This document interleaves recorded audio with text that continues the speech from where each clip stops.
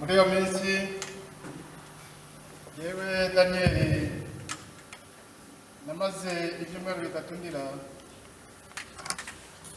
nta mutima naryaga, ntabwo ari mwiza, nta nyama cyangwa vino,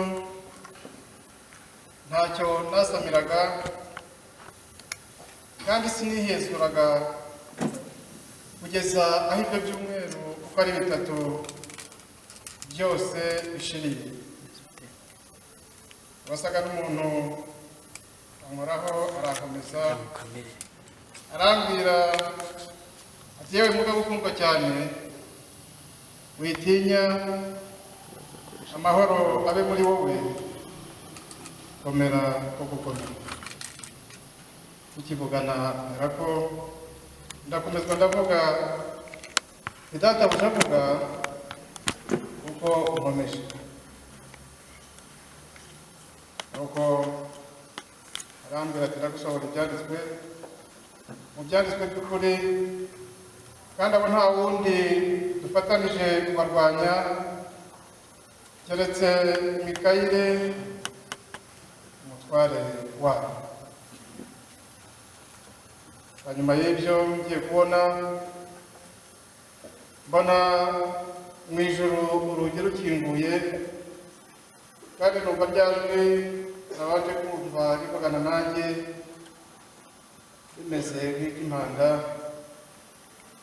rimbwira riti, zamuguze hano, nkwereke ibikwiye kuzabaho hanyuma y'ibyo. Muri ako kanya mba mu mwuka, nuko mbona intebe y'ubwami iteretswe mu ijuru, mbona n'uyicayeho. Amahoro abe muri mwe, amahoro abe muri mwe, amahoro abe muri mwe. Data mwiza, Haleluya. Ni ugushima Imana cyane mu izina rya Yesu Kristo w'i Nazareti, twishimira kubw'urukundo rwayo rudashira, kubw'urukundo rwayo ruhoraho, kubw'imbabazi zayo, kubw'ubutware, kubw'ubushake, kubw'ubushobozi no kubw'umugambi wayo mwiza. Twari tumaze igihe tudaterana mu rusengero, twari tumaze igihe tudaterana ku buryo bw'umubiri, ariko ndibwira ko hari abashoboye kujya baterana mu buryo bw'umwuka. Duterana mu buryo bw'umwuka iyo dusenga, iyo duhamagarana, iyo tugaragaza urukundo mu bikorwa no mu ngiro, ariko tunabigaragaza iyo duhamagara Imana yacu, iyo tuvugana n'Imana yacu. Aho uvuganiye nayo irakumva, n'ibyo uvuganiye nayo irakumva. Icy'ingenzi ni agaciro wowe wayihaye. Nta nubwo bisaba igihe cyo kumara iminsi n'iminsi, bisaba imbaraga n'ubushake, bisaba umutwaro wo gutekereza ko ari umuremyi wawe. Turi mu bihe byitwa igisibo, benshi bita kwigiza ubusa, abandi bita inzira runaka, ariko muri make ni urugendo rw'ubuzima bw'umukristo. Ni igihe cyo kwisuzuma cy'umukristo, ni igihe cyo kwigenzura imibanire yacu n'Imana, ni igihe cyo kumenya abo turi bo, icyo turi cyo, aho tuva n'aho tujya. Ni igihe cy'ingenzi, ni igihe gikomeye mu buzima no mu bugingo bwacu, ni igihe cy'impinduramatwara, ni igihe cy'ibyiringiro, ni igihe cyo kwiyubaka no kwisubiraho. Twasomewe ibyanditswe byera, Daniyeli ibyahishuwe, twabonyemo ingero z'aba bantu bombi babanye n'Imana. Daniyeli uhereye mu gice cya mbere mu mateka ye, yabanye n'Imana, agumana n'Imana, ahagarara ku Mana, arangiriza mu Mana. Haleluya.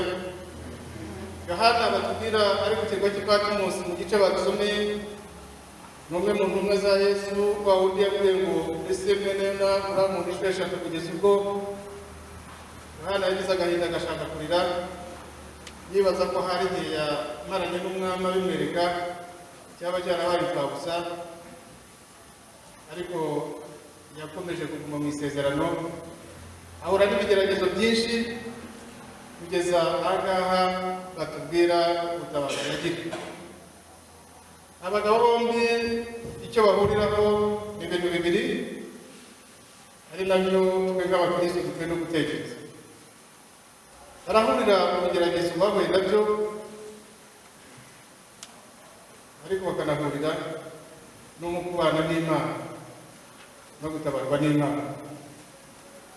Muri Danieli yabanye n'Imana, yatubwiye ko yamaze ibyumweru bitatu atarya atanywa atihezura atagira ikindi akora. Muri icyo gihe yafashe iminsi yo kubabara yibabaza yigomwa, nuko igihe kigeze abona umugabo wambaye ibidasanzwe, nuko uwo mugabo amuha ihumure amubuza gutinya, amubwira ko aje kumutabara mu rugamba yari ariho, kandi amubwira ko ataje wenyine, nuko hari ibitero bigiye kuza kumutera byinshi, ariko aramubwira ati tuje dutabaye turi kumwe na Mikayeli. Haleluya. Ahari n'abantu nka Daniyeli, mu rugamba ufite, mu bihe ufite, mu ngorane ufite, si ngombwa ko ufata ibyumweru bitatu ushobora kurenza, si ngombwa ko ufata ibyumweru bitatu ushobora gufata mike cyane, ariko urerera Imana, ubwira Imana. Abantu tubwira abantu, tukabwira abo twita inshuti, tukabwira abo twita ibikomerezwa mu buryo butandukanye, bikarangirira aho ngaho. Bamwe baraduseka, abandi bakadukwena, abandi bakabikoresha mu buryo bundi, ariko iyo ubwiye Imana ukarerera Imana mu gihe wayigeneye kandi ifite uburemere n'agaciro, igihe kiragera ukabona umuntu wambaye ibidasanzwe akagukorera ibidasanzwe. Ndabikwifuriza muri iki cyumweru kugira ngo bizakomeze bihereye mu minsi ishize kuva kuri 17 z'ukwezi kwa kabiri, umunsi w'ivu dutangiza igihe cy'icyiciro, kuzageza Pasika ariko no kuzageza iteka ryose. Ubwo gutabarwa rero buracyari. Birasa nk'ibyo Yohana yeretswe ibyo yabonye, aratubwiye ngo ari mu bihe ari kwinginga, ngo yabonye ijoro rikingutse, maze ajya kumva yumva ijwi. Iri jwi ryamubwiye ijambo rikomeye, ngira ngo ari naryo uyu munsi ribi ryawe. Marayika yaramubwiye ngo zamuka. Hanyuma ngo maze kumubwira iryo jambo,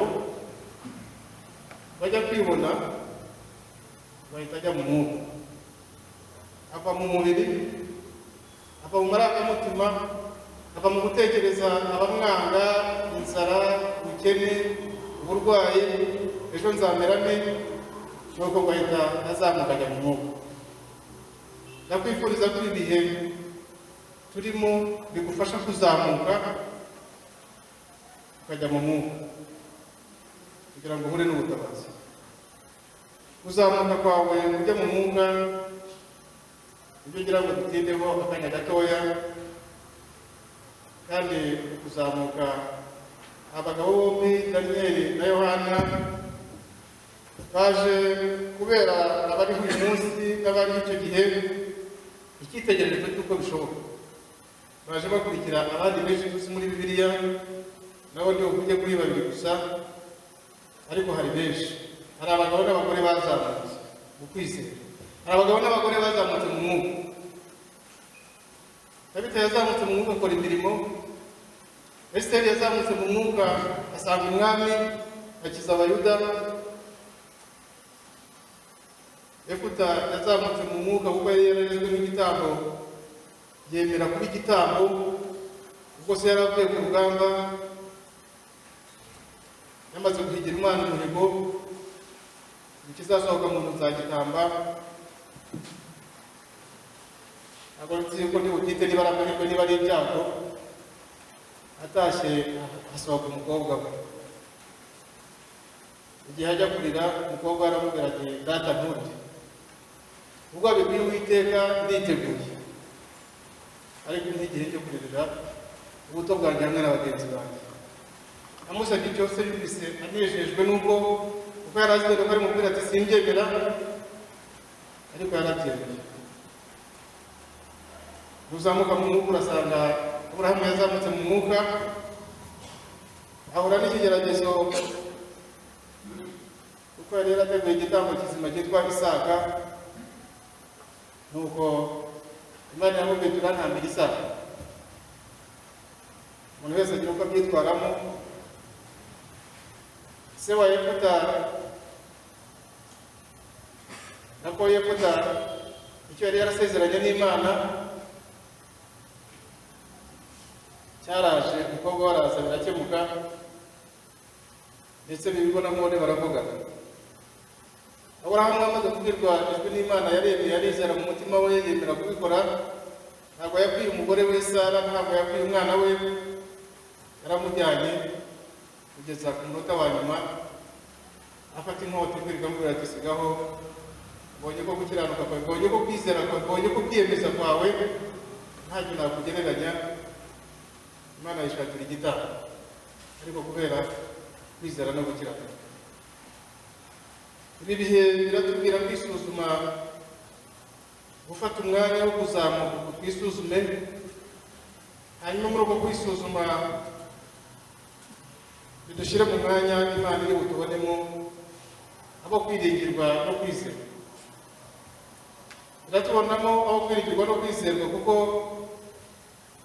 kuva isi yaremwe nk'uko tubizi, itagira igice cya mbere n'icya kabiri, uko kwizerwa kwatumye Imana iha Adamu na Eva, abantu ba mbere yari yaremye, ubuzima bwiza. Ariko igihe kigeze mu gice cya gatatu bihindutse, bihinduka nabi, isi iba mbi kugeza mu gice cya gatandatu, kugeza aho habonetse undi muntu witwa Nowa. Nowa aba umukiranutsi Imana, nuko Nowa amaze kuba umukiranutsi Imana umuhitamo kugira ngo arokore abari bari. Igihe cy'iminsi 40 turimo cyatangiye muri imwe muri iyi minsi, aho Nowa amaze kwizerwa n'Imana, amaze kugirirwa icyizere n'Imana, inkuge imaze kwicirwamo na Nowa n'Imana yari yatoranije. Imvura yatangiye kugwa, imaze iminsi 40, inkuge itangira kujya hejuru kureremba. Inkuge imara indi minsi 150, hamara indi minsi 40 Imana yohereza amazi, hamara indi minsi 40 Nowa yohereza inyoni zitandukanye kugira ngo zijye kureba hanze ko hameze, kuko Imana yari yatangiye gukamya amazi. Yabanje kohereza igikona gisanga gikomeye, hashize iminsi 7 yohereza inuma, nuko inuma bwa mbere iragaruka gusa, ariko bwa kabiri inuma igarukana ikaba nk'umuseke, avuga ngo ibimera byaragarutse. Nowa mu gukiranukira Imana, mu kubana n'Imana, mu minsi 40 itandukanye, yaje kuba igisubizo ku bantu b'Imana. Iyi minsi 40 tuyisanga mu zindi ngero ebyiri. Nshaka kuvugaho mu ncamake umugabo witwa Mose. Mose amaze gutoranywa n'Imana ngo nawe agize ubwoko bwa Isirayeli, yamaze iminsi 40 imbere y'Imana. Iyi minsi 40 aza gukuramo ibisubizo by'Abisirayeli nubwo bagiye bagorana, ariko gukiranuka kwe no gukwetura inkweto. Umugabo witwa Mose iminsi 40 yabyaje umusaruro, kugeza ubwo yabonye amategeko 10, azafasha no guhuga Isirayeli kugira ngo bashobore gutabara. Mu gice cya 24 igitabo cyo Kuva umurongo wa 12, mu gihe cya nyuma cyangwa se cyo hagati, baratubwira ngo Uwiteka abwira Mose ati zamuka uza aho ndi umusozi ugumeyo, nanjye nzaguha ibisate by'amabuye biriho amategeko n'ibyategetswe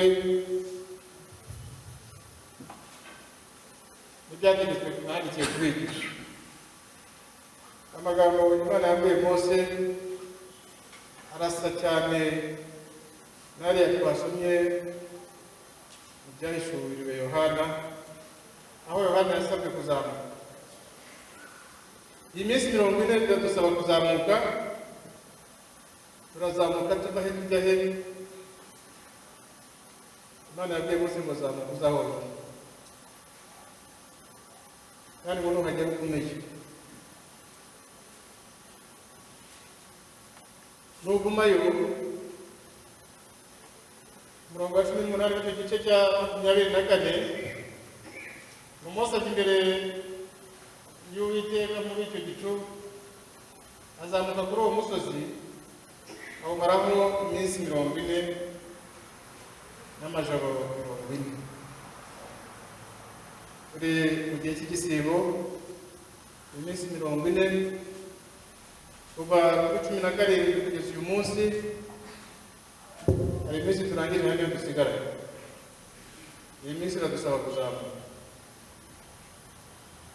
Ntabwo bidusaba kujya mu kabari ngo duterere, ntabwo bidusaba kuzamuka ibiti, biradusaba kuzamuka mu kwizera, biradusaba kuzamuka mu mitekerereze, biradusaba kuzamuka mu myumvire, biradusaba kuzamuka mu kwisuzuma uko tubanye n'abandi, kwisuzuma uko tubanye n'Imana, kwisuzuma uko twitwara, uko dukora, kwisuzuma uko dushaka, uko dukemura ibibazo mu buzima bwacu bwa buri munsi. Niyo mpamvu uyu munsi kuri iki cyumweru Imana yaduhaye guhura, twari tumaze igihe tudahura. Asubiza amaso inyuma, twibuke ngo igihe tutasaga mu rusengero twabaga turi hehe, twabaga turi gukora iki, ariko tunumve ngo uyu munsi Imana irakubwira ngo zamuka. Yesu yarazamutse, usanga mu butumwa bwiza bwose uko ari butatu, cyane cyane muri Matayo, Mariko na Luka, aho batubwira ko Yesu yazamutse ku musozi ariko yajyanywe n'umwuka, nuko aragenda amara iminsi 40 n'amajoro 40 ageragezwa n'umwanzi. Yesu ageragezwa n'umwanzi, hari ibintu bibiri yatsindishije. Muri Matayo kuva ku murongo wa 3 kugeza ku wa 10, Yesu yatsindishije ibintu bibiri. Icya mbere yatsindishaga kuvuga ngo handitswe, akamubwira ibyanditswe, ariko bisozwa no kuvuga ngo ntukagerageze Uwiteka Imana. Umurongo wa 10 ho yongera kumutsindisha ijambo rivuga ngo genda Satani. Iminsi 40 ndagira ngo imare,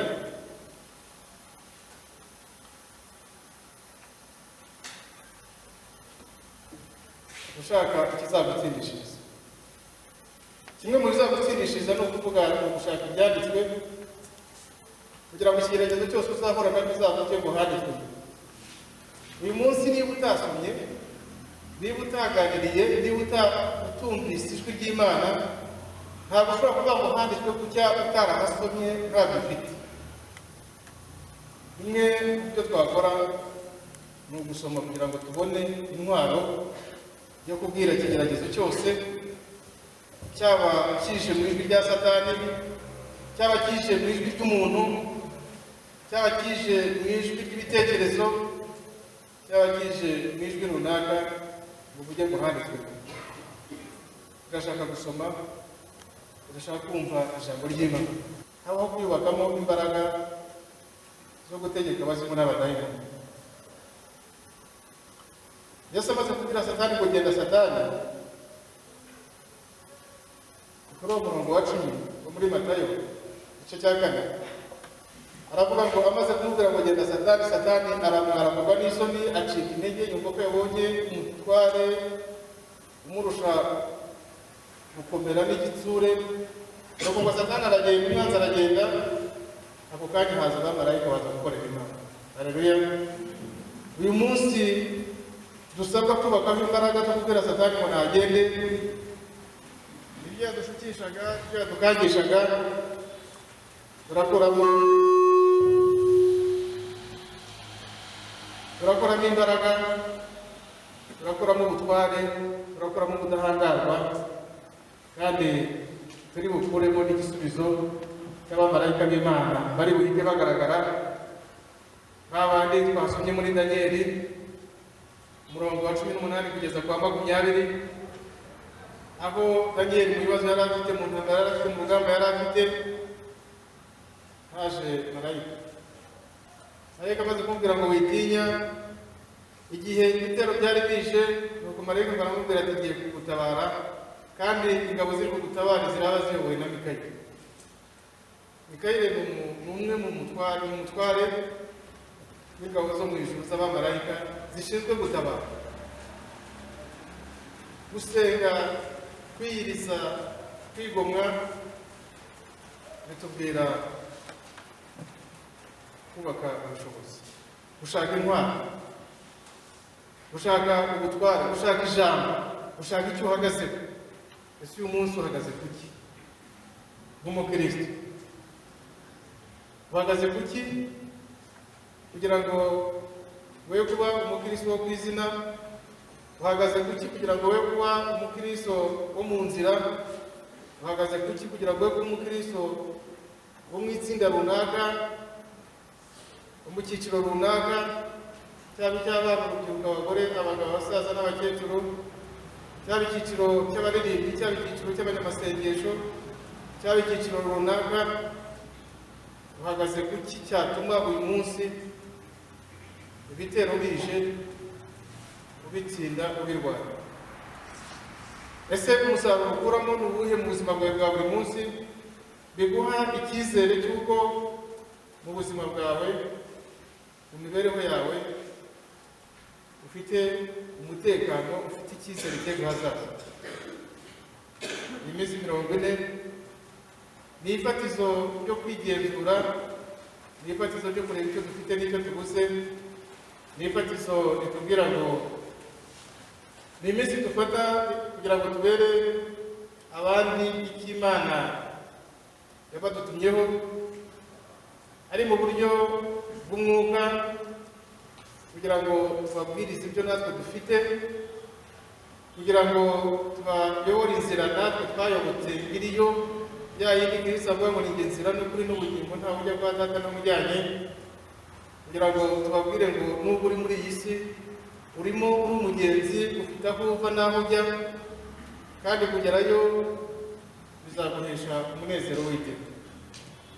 Ni iminsi 40 dutekereza ku gice cyitwa ubugingo n'ubuzima bwo hagati, muri bwa bwenge, muri bya bitekerezo, muri ya marangamutima, kugira ngo twibuke ngo Imana yaduhaye inema n'ingabire yo kugira umutekano muri roho zacu, kugira amahoro yo mu mutima, kandi tukayaha n'abandi. Noneho ngo wisuzume umenye ngo mbese muri iki gihe mfite umutekano, muri iki gihe mfite amahoro? Ese abo tubana bafite amahoro? Ese abo dukorana bafite amahoro? Ese abo duturanye bafite amahoro? Ese abo duhura bafite amahoro? Nusanga wowe ubwawe utayafite, urafata byawe. Ibi bihe urabifata usaba Imana kukwereka ikikubuza amahoro. Birashoboka ko ugifitemo uruhare kugira ngo uruhare rwawe ukuremo, birashoboka ko nta ruhare ugifitemo, ari ibitero bituruka hanze no hanze, birashoboka ko impamvu utanayizi. Ariko nufata iki gihe urasobanurirwa impamvu, kandi urasobanurirwa n'icyo gukora, hanyuma nurangiza urebe abo mubana, ari abagabo n'abagore, ababyeyi n'abana, abavandimwe, inshuti, nabo umenye ngo ese abo tubana bafite amahoro, bafite umutekano, ese nakora iki mu butumwa mfite hano kuri iyi si usaba Imana. Birashoboka ko mu rugo mudafite amahoro, ariko birashoboka ko nubaza Imana irakwereka aho bisaba kwihana, aho bisaba kubabarira. Ibyo byose bisaba cya gice cyitwa kwigomwa, cya gice gisaba kwitanga. Uhumurize abafite za ntimba, za mbogamizi zo mu mutima. Hanyuma kandi mu nshingano dufite harimo no kwita ku imibiri yacu n'ibiyigize, no kwita ku mibiri ya bagenzi bacu. Niho mu gusuzuma muri iki gihe birashoboka ko hari abantu benshi bariho badafite amikoro, ibiribwa, aho kuba, byo kwambara, ibyangombwa by'ibanze, nabyo umuntu arasuzuma. Iki gihe kiratubwira ngo iminsi 40 niyo kugenzura imyizerere yacu kugira ngo tuyongere, tuyubake, kandi tuyubake twubaka umutekano wa none n'ejo hazaza. Niyo mpamvu buri wese akwiye kwibaza, akwiye gutekereza mu mbese uru rugendo rw'ubuzima. Nitwa umukristo mu itorero runaka, turi muri Anglikani, maze imyaka runaka ubamo, ariko urimo urakuramo umusaruro wagomba gukuramo, uratangamo umusanzu wagomba gutangamo. Ese utegereje ingororano zateganirijwe ababaye muri uru rugendo, uzarushoza amahoro. Pawulo yagira Timoteyo wa 2 igice cya 4, yaravuze ngo narwanye intambara nziza, narenze ibyo kwizera, igisigaye mbikiwe ikamba ry'ubugingo. Iki ni igihe cyo kurwana intambara nziza, iki ni igihe cyo kurinda ibyo kwizera, iki ni igihe cyo gusuzuma kwizera kwawe kugira ngo rya kamba ry'ubugingo uzaryambikwa waranyuze mu by'iyi si, ufite bwa buhamya, uzaryambikwa ufite imihigo, ufite ibyo wagezeho. Niyo mpamvu rero urwo rugendo rusaba kwigenzura, hanyuma ko kwigenzura bikadutera kugira ibyo twigomwa mu buryo butandukanye, bikadutera kutarambirwa iby'igihe, ndetse bigatuma tugikoresha neza, tukagenzura rero dutwara igihe cyacu, hanyuma tukareba niba dutwara igihe cyacu bidashaka kutugira ibirangirire gusa, ibyamamare gusa, biturutse ku kwikunda, nta bwitange burimo, nta kwigomwa kurimo, nta no gutekereza ngo ufite umuremyi wawe ukubereye maso kandi uzakugororera. Kandi twibuke ngo ibi ni ibihe bitubwira ngo twe kwitiranya igihe duha Imana n'igihe duha itorero. Birashoboka ko waza mu itorero ukaririmba, ukajya muri Mothers Union, ukajya muri Fathers Union, ukajya muri Youth Union, ariko akaba ari aho bigarukira, bikagarukira aho ngaho. Ariko imbere y'Imana, mu gitabo cy'Imana yareba ugasanga ufitemo ubusa, ugasanga izina ryawe ntiririho. Ese izina ryawe niba ritari mu gitabo cy'ubugingo, wakoreye iki? Dutandukanye igihe tuza ku mbago z'urusengero n'igihe tujya mu mbago z'igitabo cy'ubugingo bwite. Uyu mwanya no kutubwira kugenzura ibyo, kugira ngo twe kwitiranya iyo myanya yombi irakenewe, ariko uw'ingenzi wa mbere ni uko umutima wawe, ni uko ubuzima bwawe buba imbere y'Imana. Kugira ngo kandi twe kumenya ngo bwinshi bw'igihe abantu bakoresha, abajya mu butayu, abajya mu nsengero, abajya mu byumba, ubwinshi bw'igihe ukoresha butandukanye n'umusaruro watanga niba ukoresha, niba ugikoresha utabwirijwe n'Imana, niba ugikoresha utari mu murongo utemeranywa n'Imana. iki gihe cyagombye gukoreshwa umuntu afite icyo agambiriye kugeraho. Birashoboka ko waba ushaka gukora mu buryo bw'umwuga, birashoboka ko waba ufite ikibazo ushaka gukemura kandi gikemuriwe n'Imana kugira ngo nk'uko twabibonye marayika aza gutabare. Birashoboka ko waba ushaka ubucuti nyabwo n'Imana yawe, birashoboka ko waba ushaka ubumenyi ndetse n'impano uhawe n'Imana kugira ngo ushobore kwikorera mu buryo butandukanye. Muri aya masaha y'uyu munsi nagira ngo twibukiranye ngo uyu ni umwanya mwiza. Iki gihe cy'iminsi 40 ni igihe cyoroheje kugikoresha, ariko bisaba ubwenge. Twabonye ngo ni igihe cyo kwisuzuma mu mibanire yawe n'Imana n'abandi, ni igihe cyo kugira icyo wigomwa. Kwigomwa cyane tuvuga, abantu benshi baribwira ko ari ibintu ushobora gufata ibiryo, amafaranga n'ibindi bikoresho ukabitanga, ariko hari ibintu bito dushobora kwigomwa bikagira akamaro imbere y'Imana n'imbere y'abantu. Reka iminsi 40 izakubera umugisha, kugira ngo mu kwigomwa niba mufite umuntu mwananiranywe, mufitanye ikibazo, yaba umugore n'umugabo, yaba umuturanyi, yaba umuntu runaka mufitanye ikibazo, reka mubwire ngo kwigomwa kumwe gukomeye Imana ishaka ni uko utekereza uruhare rwawe, ni uko uzamuka umusozi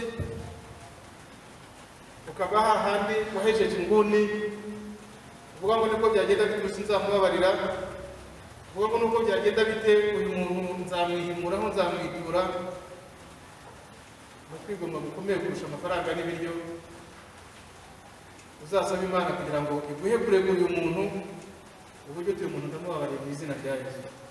Haleluya. Abagore mubabarira abagabo, mubabarira abagore, ababyeyi n'abana, abavandimwe n'abaturanyi. Icyo kintu gitoya ukigo. Wongere utekereze cya cyemezo wafashe uvuga ngo ngewe muri bwa bwikunde na kwa kwirebaho, uburyo mu gihe sinshobora gukora ibi, igihe baranzi sinshobora kugira gutya. Icyo kintu nubwo wibwira ko kiri mu bwonko no mu maraso, uvuga uti Imana mfasha iki cyemezo nkiveho, uzaba ukoreye umugisha, uzaba ukoreye kwiyandikisha mu gitabo cy'ubugingo. Hanyuma na bya bindi byo gufasha bene data, hari abashonje, hari abababaye, icyo kintu cyo kubafasha byaba ibiribwa by'amafaranga nabyo bikurikire. Gerageza mu gihe ufite, uteganye igihe cyo gusengera inshuti yawe, ariko ufate n'igihe cyo gusengera umwanzi wawe, ariko utamusabira gupfa, utamusabira gukena, utamusabira kubabara. Ukwigomwa ko muri iyi minsi 40 nugerageza ukareba ikintu kimwe cyakunaniye muri ibyo ukagiha Imana, ndakubwira ngo hari ibyizagomora, kandi numara ukereka Imana izaguhishurira ijuru. Wa mumarayika, wa muntu wambaye iby'umweru, wa muntu wambaye ibidasanzwe, uzamubona mu nzozi, azaza asura icyo bakubwiraga wambaye iby'umukara n'umutuku, wambaye iby'umweru azamusunika, azakwinjiza ubundi buzima mu rundi rwego, azakwinjiza mu isoko y'amahoro n'umudendezo n'umunezero. Koresha igihe cyawe neza, utekereze ngo hari abantu bafite ibibazo, hari abantu batagira kivurira, hari abantu batitawe. Birashoboka ko ari abana, birashoboka ko ari urubyiruko, birashoboka ko ari abasaza n'abakecuru. Ubwo mu cya gihe niyo y'iminota 5, burya umuhanga w'uguriza aguriza Imana. Kandi Imana ntabwo ishaka kuyiguriza amafaranga, igurize ibyo ngibyo. Nagira ngo rero muri iki gitondo cyangwa amasaha ageze